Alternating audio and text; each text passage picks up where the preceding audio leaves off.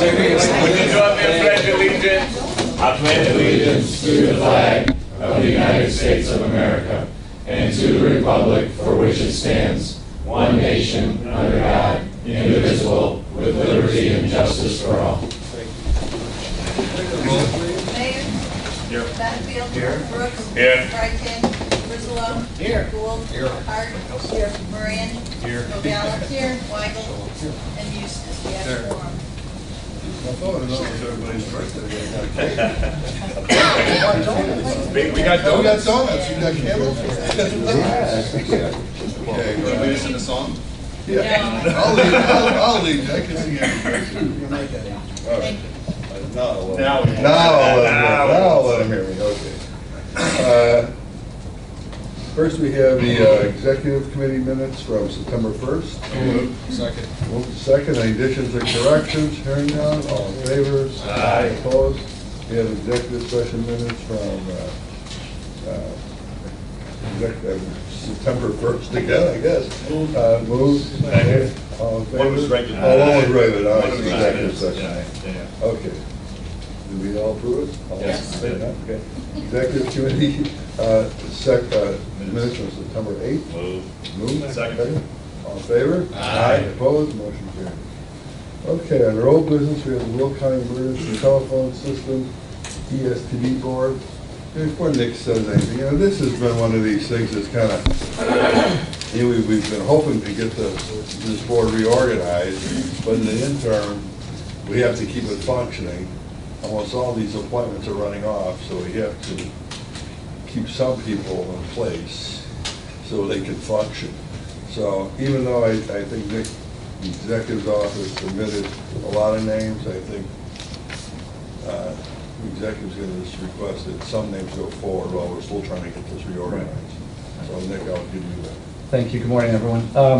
So first, Darren pointed out I've got a typo at the top. It's ETSB, although I've heard people see ESTB, but it's Emergency Telephone System Board. So sorry, it's not just right. Remember, I just remember like ET phone home. That's how I. So ETSB. So- Telephone System Board. what was before you? I tried to keep this as simple as possible. I'm going to walk you through it. But the first page is kind of where we're at currently, and the second page is proposing where we could go and some of the impacts. So let's start with the first page. We're currently at 15 existing board spots. That's down from 17 from, I believe, the last time we reorganized because Bolingbrook is consolidated in with Westcom, and I believe the other was Stager consolidated with Eastcom. And we've been on a downward track for years because we were many more than that. The fact that we're down to 6, I think it was above 18, 19, I don't know. Then we started out with 21. 21, okay, maybe. But everybody wanted a dispatch center, and then they realized how expensive it is to run, I think, and started cutting. So we're down to 6 right now, but I'll just walk you quickly through the current board composition. And this was set by the county board after a long kind of negotiated process. But we have 1 member from the Will County Board, 1 representative from the county executive's office, 1 from the emergency management at the county, 1 from the IT department, 1 citizen at large, 6 representatives from the PSEP. So each PSEP has a representative out of the 6 currently. We have 2 members from the fire services and 2 from law enforcement. So that totals 15. And like I said, the number's been going down because the ETSB bylaws allowed for when a dispatch center went away, that spot went away. So we are declining on our own at ETSB. Any questions on that, I guess, first before I go into it? So, okay, so the current board status, I did it by the terms that they have. The terms that were up in 2015 are the county board rep, Eastcom rep, fire rep, police rep. The police rep, Bill Mort from Peatone, has actually resigned from the board, so that spot is vacant. He could attend a meeting if we absolutely needed to, but he resigned. He doesn't want to come anymore, so we've got a replacement for him. 2016 was Ken Kroll from the Romeoville Dispatch, Bob Control from the Sheriff's Dispatch, Aaron Klima is the chief of Shorewood, Howard Stevens from Mokina is the fire rep, he's from Mokina, and then Steve Rauter is dispatch from Westcom. So those are all those in 15 and 16 are expired. The ones that expire in 17 are all current. The one I'll point out at the bottom, the public rep, resigned from Ward 2, so we need to replace that one too. So that's kind of where we're at currently. Now if you turn to the second page, based on comments that are made at the county board, discussions with, Suzanne and I have discussed this at ETSB, we've had a little bit of discussion. We're going to end up at 12 members on the ETSB board as long as the consolidation that's been proposed goes forward. Those 4 dispatches, Sheriff, Romeoville, Eastcom, and Lincoln Way, they're going to all consolidate into one center, and then that's going to become 1 rep. So we're going to go from 15 reps to 12 reps. Even numbers aren't always a good thing in boards. Sometimes it works, sometimes it doesn't. But to have a tiebreaker, we're suggesting, the county executive suggesting adding a second public rep. So we'll have 2 citizens at large, and we'll leave everything else the same because it is working generally. They have a county board rep, county executive rep, EMA, IT. We cover the kind of the county agencies and gives, we believe, a viable, adequate county voice on the ETSB. Having 2 citizens at large give us the opportunity to select whomever the county board and the county executive thinks is needed for the ETSB board. That could be somebody with a public safety background. It could be a business person. It could be some other field that we think we need. Could be a governmental representative. But the PSEPs obviously need representation because they're the ones doing the work. So that would fall to 3 members. And then the fire service and law enforcement, we believe, is still a good number. Those folks are selected among their agencies, so the chiefs of police select their 2 reps, and the fire agencies through their Mavis division select their reps. So we believe that too is an adequate and fair number for those. So it's a good balance on the board between fire and police, dispatch centers, and then county agencies. So. Just to say there was no consideration of, I know that the Will County Sheriff had a rep because they had a dispatch center, but there was no consideration of even a Will County rep on. We talked about this. So it's countywide. So here's the consideration for that. The sheriff will be part of the dispatch center that will be consolidated, so they have an opportunity to be that rep, and they're going to be the largest probably user of that dispatch center by call volume. So they would have an argument to be the rep, someone from their staff. I believe they also can be a rep through the law enforcement agencies too, so they actually have 3 spots that they could be a rep. I know in the chiefs of police, there's police chiefs who are members of that organization, and the sheriff's has had reps on that too as an organization. So I think there's, and we could always appoint them if we felt the need as to one of the public reps too. I mean, there's some flexibility, because I think this doesn't lock us into an absolute path. No, but that's a good question, Mike. That was. Right, it's been discussed. And we just. So the impact, the bottom of that page, this is just a recommendation. The reps that, if we are thinking of going with this proposed plan, leaving kind of it as is, letting the consolidation occur and adding another public spot, a number of these spots are not going to change on the board then, so I'm just going to go from top to bottom. The 2015 reps, Suzanne Hart is your county board representative. She's serving in an expired term. And these are bolded here. The fire rep, Dave Riddle, and the police rep was Bill Mort. We have a replacement for him. I would recommend, the county executive would recommend that we replace or reappoint those folks because their positions aren't going to go away. So there's no harm in reappointing them and having them a current term. And because they're 2015, they will be up again in 2018 with a 3-year term. So they're not going to serve. I mean, they're serving now in an expired term, if that makes sense, but they're not going to have 3 more years from today. So Pam Buzan, I would leave maybe, if that's your desire to not appoint people that are going to go away, we can leave her as the EastCom rep, just continuing to serve as a unexpired term. They still have voting privileges and all that. But if that's your call, we could also reappoint her, and just when EastCom dissolves and becomes part of a new dispatch center, that position will go away. I mean, that's a fact. So, but I'll leave that alone for now. In 2016, Ken Kroll and Bob Control in that same circumstance. They're both dispatch reps. When the consolidation occurs, those positions will go away. It's your choice if you want to appoint. But I'm asking that you move forward with Chief Aaron Klima, Chief Howard Stevens, who are the police and fire reps, and Steve Rauter, who is the Westcom rep. By doing that, if we just reappoint the 6 that are on there. We'll have 6 of our existing 15 who are now, 6 more that are current, plus the 5, so that's, we'd have 11 of the 15 that would be current. I just think that's probably best practice to have people serving current, appointed terms rather than having lots and lots of people on expired terms. And we have 6 names for those in the 15 and 16 years. The public, we haven't submitted a name to the board yet, but we've got some ideas in the works for the first rep. That would be action that isn't necessary today. That would be next week. You'll move the appointments to the full board, and then at this month's board meeting, we would recommend you take action on the 6 that are bolded. The public rep, I got it bolded, but we're not going to do. And then the last thing I'll say, and then if there's any questions, if we're going to go forward with this proposed plan of consolidation, we can do that really, I think, whenever. But it would be, if this is the plan we're going towards, I would say we can signal that we're going to go to this, but maybe we want to hold off on officially reorganizing until the dispatch actually occurs, because then it's set in stone, for at least to the next time, and then all those consolidations will occur, the reductions will happen, and we can do it all at once, rather than, we really don't want to bump, we can't bump people out when the dispatch centers are still there, or I don't think it's a good idea, I guess we could, but I think we let them see the consolidation through and then eliminate their position, and the county board officially reconstitutes the board, and at that point, we would add the second public rep, and then you'll take action to appoint that. So. Nick, I would support those 6 going forward. If you want to bring those names forward next week, I'll open up for discussion. Is everybody okay with that? Okay. I have no problem with that because those aren't going to go anywhere.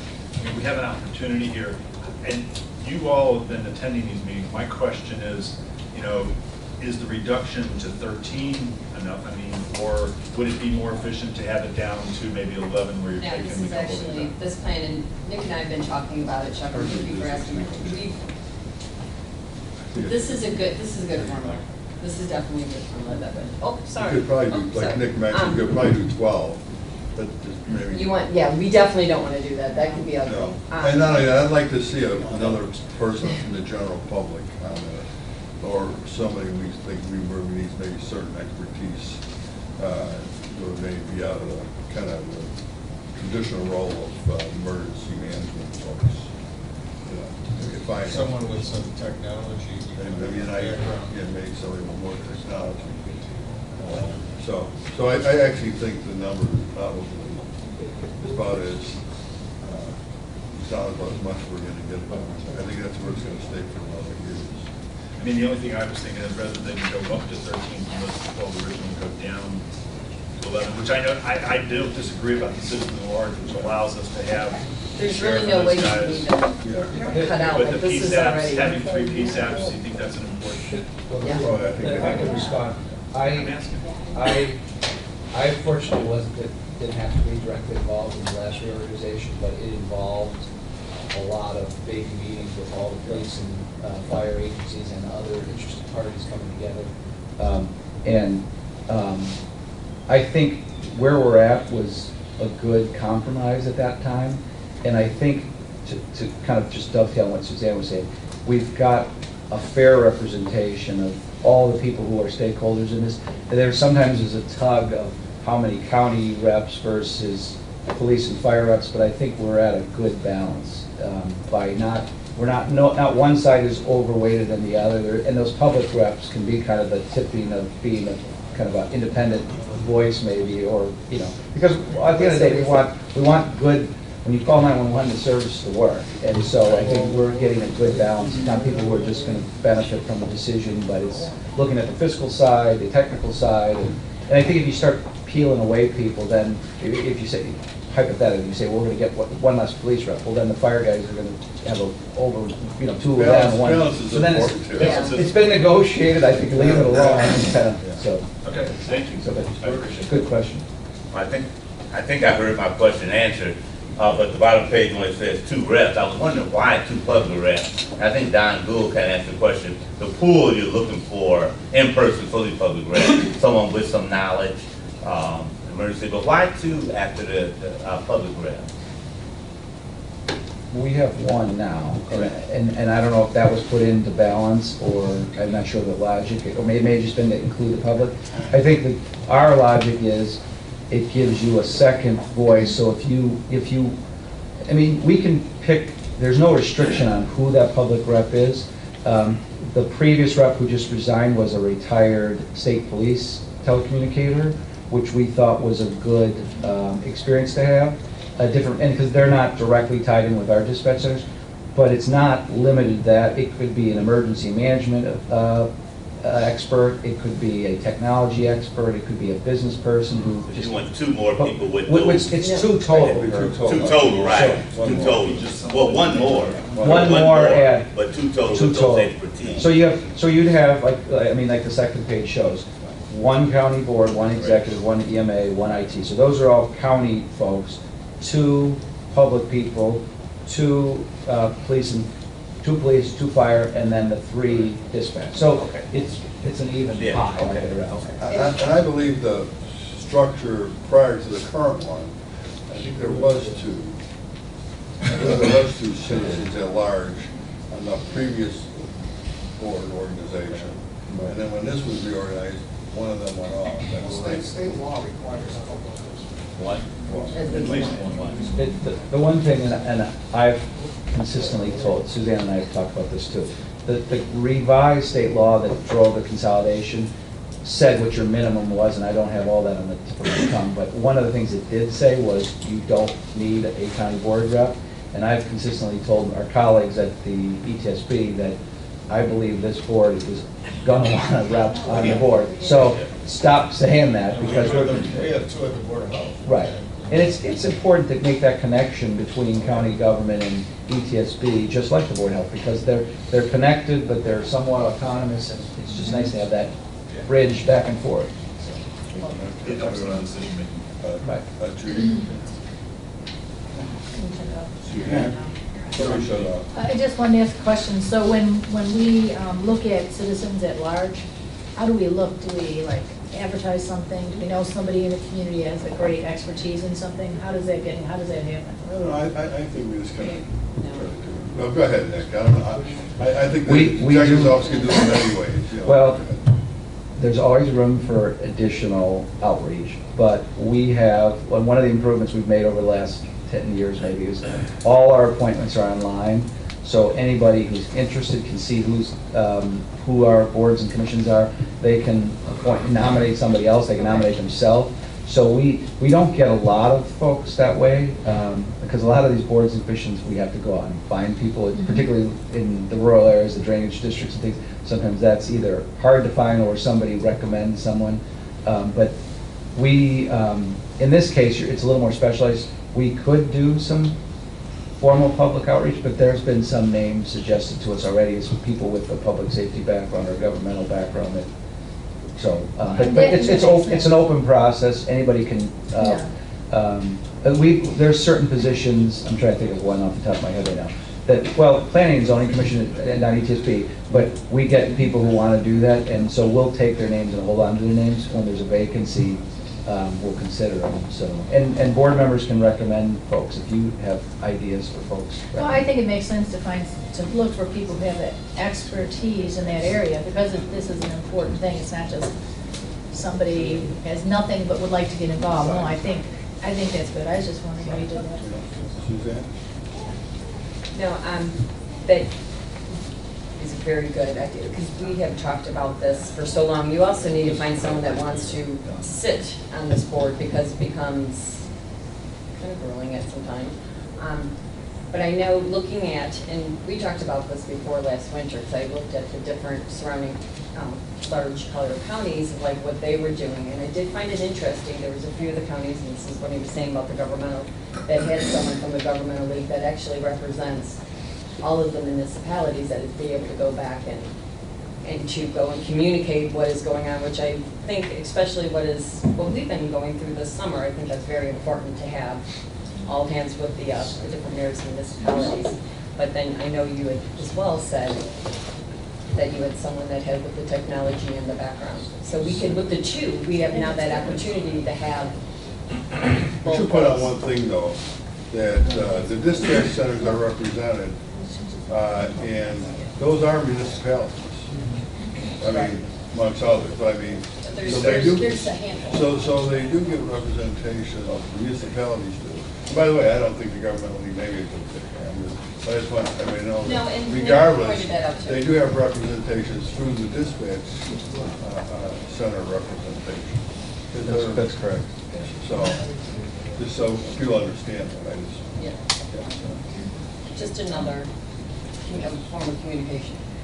I think strong consideration should be given to someone who has a technical background. New radio system at the county, constantly changing technology. You have someone perhaps with an engineering background. We do have Mike Shays on there. We have Yeah, Ed, that's we what have, I'm like, we have the best. we have Ed Bean in the EMA office who has Harold is the rep, I know, for EMA. This is for sharing thoughts. I think somebody who's served on boards and knows how to contribute proactively, get things done. We can have all the technocrats we want. I think there's a lot of expertise already on that. I think there's a lot of expertise, but I think sometimes somebody who has no particular, they're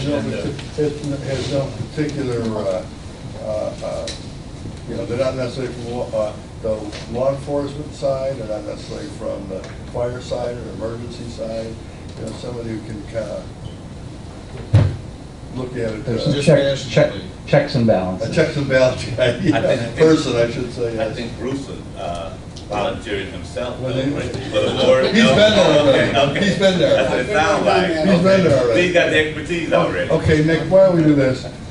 Bring the names forward for the next week's executive committee meeting, and then we'll move those forward to the board, okay? All right. Okay, thank you. Well, cool. And you have a name for the public record? We don't. There you go. Is this gonna be the sixth? I think we'll do the 6th. Yeah. The 6th this month, and then maybe the public rep. I mean, I guess Mr. Chairman, would you entertain if we had a 7th name for the public rep? Would you want to do that, or you would rather? Nick, if you're actually having someone who's ready to go, I would say bring it. But, If not, we'll wait. Because you're short of public rep anyway. Let's just do the 6th, and then I want you to be able to do a nice, not a rush search. Right. So take your time on that one. I'll communicate with the board office and let you know what we're going to do. But the 6 are definitely ready to go. So. Okay, the 6th will bring forward. Okay, thank you. Okay. Okay, is there any other old business please forward? Okay, the new business discussion on the Runaway Dispatch Center. I have this on here, and I'll probably have it on the next one. I'm going to leave it on probably, this is a standing item till we're completed with the process. It's moving along. Nick, the executive's office is working on it. I continue to talk to folks, and it's moving along. Can you say more than that, Nick? I You know. can if you want. Well, I just very quickly, because the process is moving. That's all absolutely correct. I agree with everything you said. The only thing is, I think a bunch of the board members were at the capital committee. I think we discussed it, but just a quick summary beyond what you said. Our understanding, both the speakers and our office, is that the agencies that are coming together are renewing their effort to finalize bylaws. Once they have those bylaws, they're going to go to all their members, and I know Suzanne is a Forest Preserve is a member of that group, but they're going to push real hard to get those approved. Once they get those approved or agreed to in concept, they can move to establishing a formal legal entity that then the county can agree to a lease with for the cost of build out, rent, etc., and we'll be done with it. So there's basically 2 steps that need to get this to completion so that we're kind of done and you've got it set. They have to establish themselves, and that's their deal, their opportunity. Forest Preserve is part of that. The county is not. Once they've established themselves as a legal entity, we formally negotiate the terms, and we've had informal discussions with them what that looks like. We've talked about that at Capitol, and I think maybe at Executive too. But once we can do that, we can get a lease in place, just like the ETSB we already have done and will be done. And then the construction started yesterday, will continue. We're expecting them, all or most of them, to be in that facility because it's a good deal. And I think most of them know that, so that'll be the next steps for board members. And we'll just leave this on the agenda. We didn't even just put update on it. We'll just leave it on until we're completed with it. Thanks.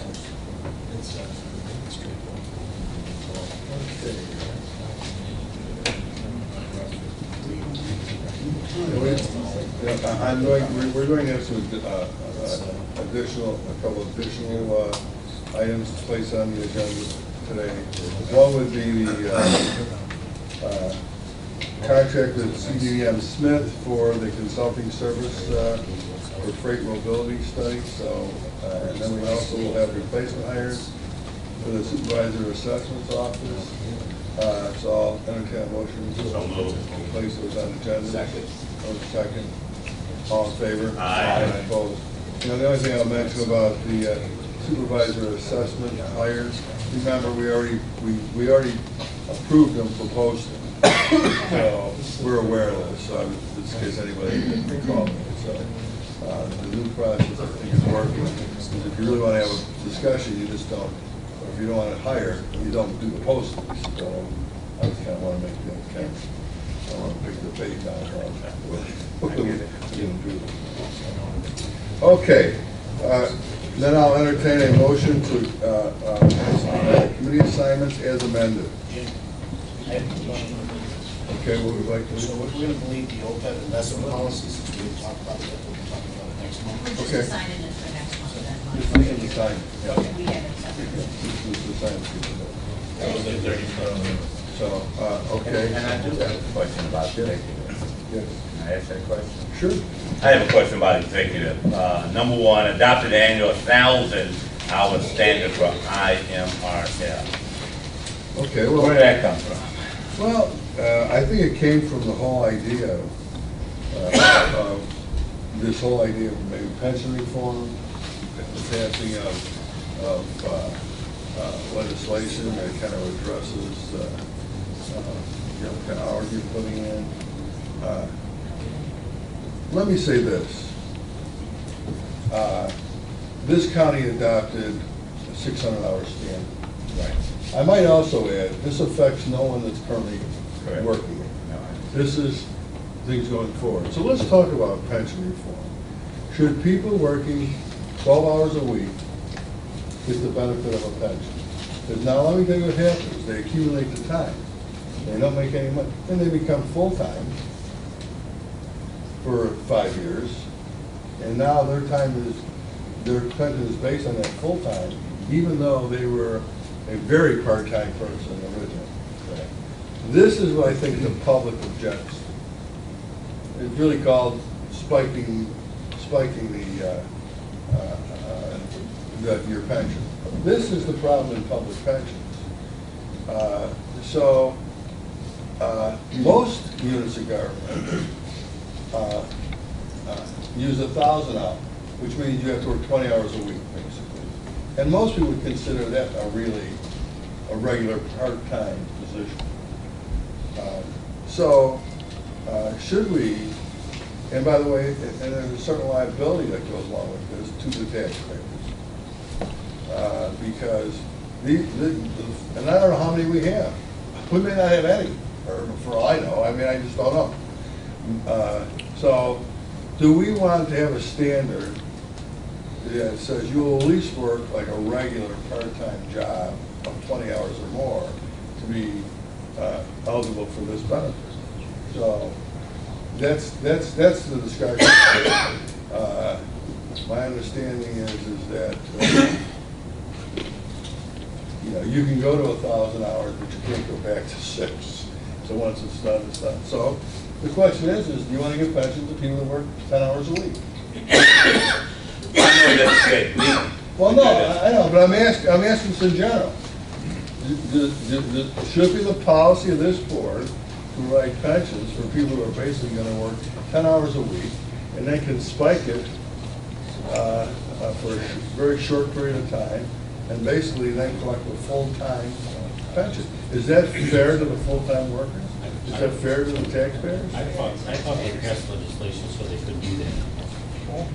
It's spiking part. I thought that there was some legislation. Yeah, that spiking is a 1 year spike. You do the 5 years, it's And then not a I spike. just have a question. I would call it a This spike. doesn't affect anybody that's already in the. No, no. It would only be for new hires. Correct. And I don't think that's unreasonable to at least have that discussion. If you're truly interested in some type of, we can't really affect pension reform much, but this is one of the areas you could look at, which I think is reasonable. Pardon? Say if it's 20. In 52 weeks, it's under 22 12 hours. 12 hours a week. On the 600, right? On 600. Oh, 600, right. And that's based on a 50-year Right. week. But for So 1,000, you figure you have some vacation time. It's 1,000 is 20 20 hours. hours. 20 hours a week. So I'm just throwing out there for discussion, whether this is the time, since it's been something that's going to come up. And there's been some members who brought it up to me also, so why are we 600? This is going Why are we 600 anyway? I mean, And we're not making a decision here today. This is just to put this on the agenda. this is just for discussion. No, I understand. Yeah. This is for So it's discussion. a, So, That's why I put it's a it good on. kickoff. so if there's a good argument, if you want to make a good argument for $600, we should make it, for example. But this would affect, because I don't think, and I'll ask Mary, we can't affect current employees anyway. So any current employee stays where they're at. This is just for future hires. Michael? Yeah, I think this is certainly reasonable. I'd like to go even more, but, if everybody was comfortable with 20 hours, I would definitely push it there. Personally, I think it should go to 30 hours.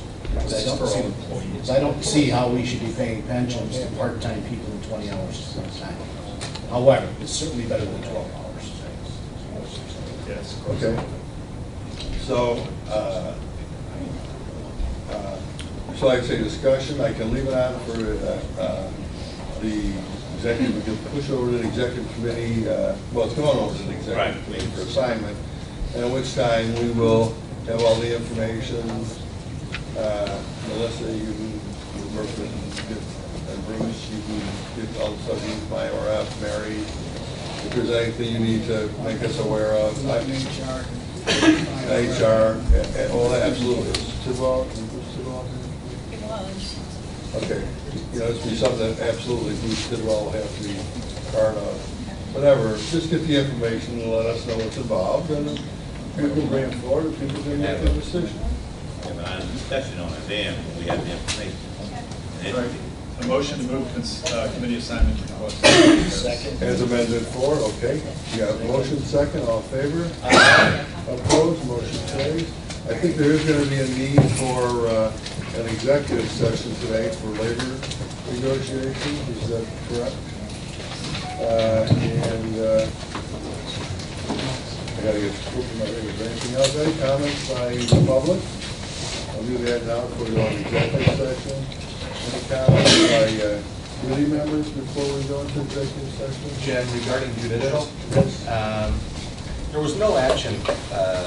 Mary spoke at judicial, let me find it there, regarding the Will County fees pursuant to the change with the reduction of jurors and then the increased fees to the county.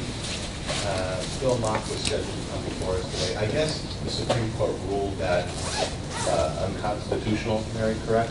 And so we won't be voting on any reduction of court fees because we didn't take the action to establish the new legislation. So therefore, Mary, you want to help me out here?